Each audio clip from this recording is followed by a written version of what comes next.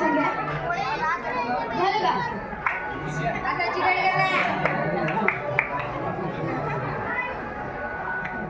उन्होंने नजदीकी हमारी, उन्होंने नजदीकी हमारी और बीमार लिख दिया. उन्होंने नजदीकी हमारी और बीमार लिख दिया.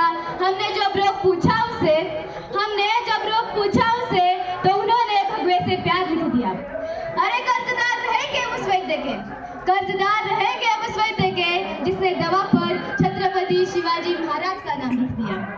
शूर आम्ही सरदार आम्हाला काय कुणाची भीती, शूर आम्ही सरदार आम्हाला काय कुणाची भीती, देव देश आणि धर्मापायी प्राण घेतले हाती.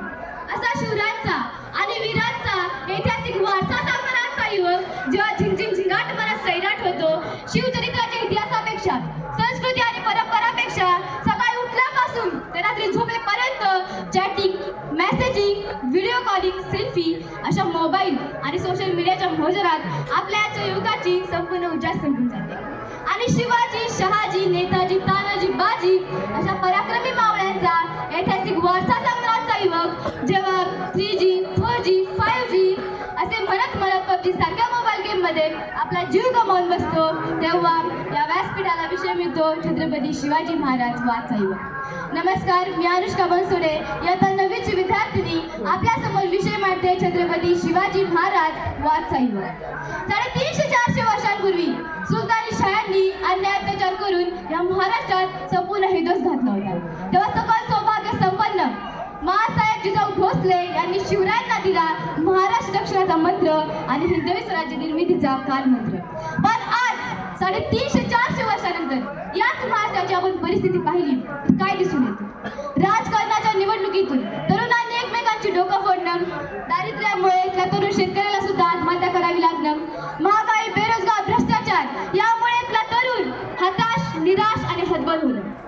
आणि अशा सर्व बातम्या आपल्याला रोजच ऐकायला, बघायला आणि पाहायला मिळतात. आणि तेव्हा पुन्हा एकदा गरज पडते ती शिवचरित्रातून स्वतःला घडविण्याची.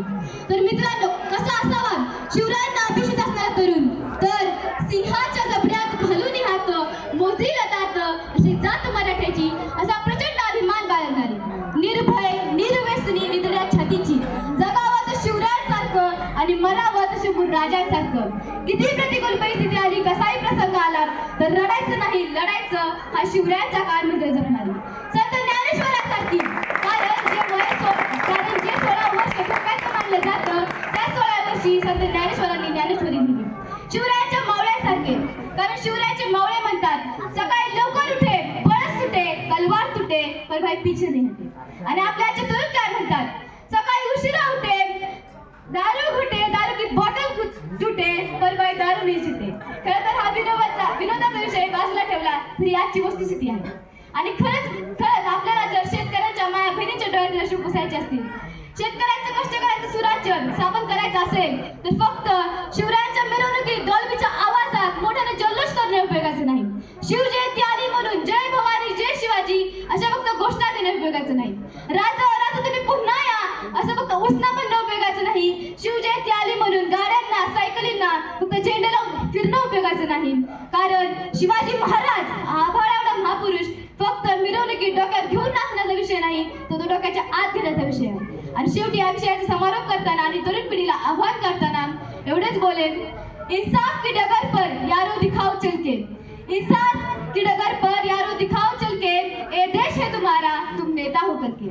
इंसानियत के सिर पर इज्जत का ताज रखना, इंसानियत के सिर पर इज्जत का ताज रखना, तन मन में भेंट देकर भारत की लाज रखना. जीवन नया मिलेगा, जीवन नया मिलेगा, चिता में जल के, ये देश है तुम्हारा, तुम नेता हो करके.